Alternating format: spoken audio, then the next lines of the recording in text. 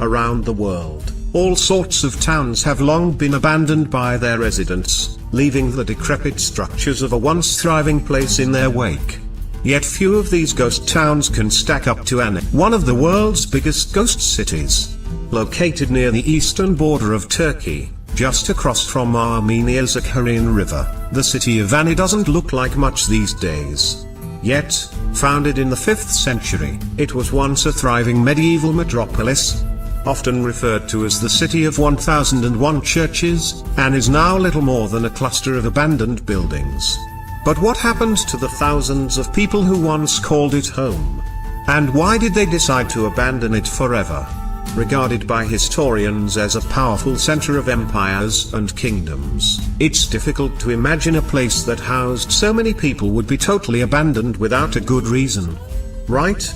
Situated on a number of trade routes, the city of Ani was the crown jewel and capital of the Kingdom of Armenia, an independent state established in 884 AD. Still, there was trouble ahead.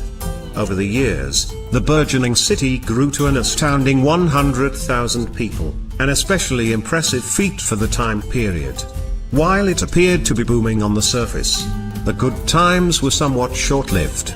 Throughout its 5-empire rule spanning 3 centuries, Ani experienced all sorts of devastation.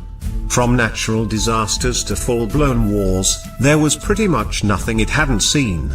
First, Ani was captured by Turkish invaders, who enslaved and murdered the residents.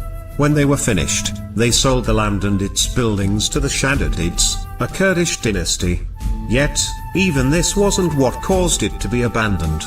During the 13th century, on 2 separate occasions, one of which was successful, Mongol invaders attempted to capture the city of Ani. Despite the resulting widespread bloodshed, the city still miraculously held strong.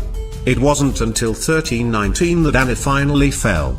During this time, the Cathedral of Ani, a beautiful building made of coral-colored bricks that was erected in 1001, was all but destroyed by an earthquake. The city was reduced to a small village of people.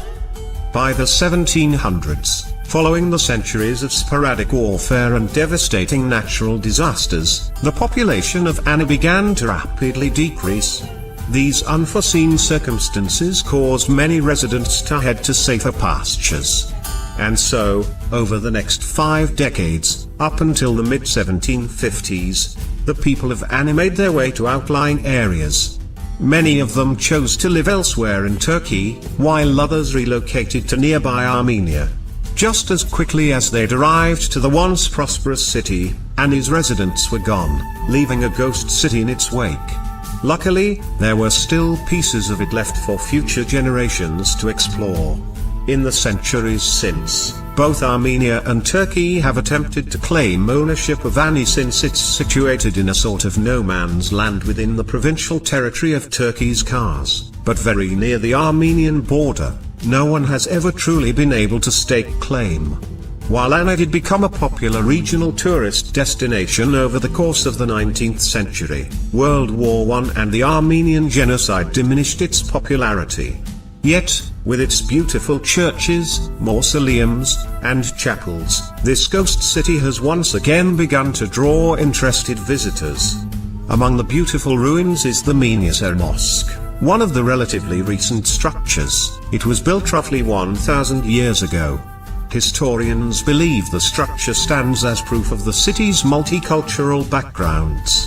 Likewise, the Church of the Redeemer, a structure made during the Armenian Bagratid dynasty, which lasted from the 9th to the 11th centuries, is another of Ani's many tourist draws. Unfortunately, of its 19 formerly magnificent archways, little remains. One of the more recent discoveries in Ani came during the 1900s when a group of archaeologists unearthed an ancient mausoleum buried beneath a church. The 12-sided chapel housed the remains of Prince Gregory Pahavuni of the Bagratid Armenians.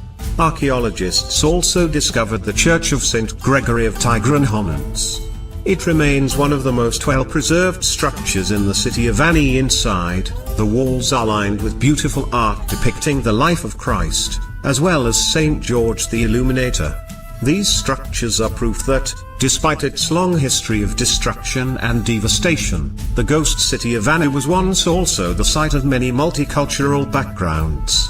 For that reason, it will always hold significance in history. Anu really had such a rich, albeit complicated, history. It's a shame that such a beautiful place isn't home to anyone, but at least people can visit it and appreciate its beauty all these centuries later.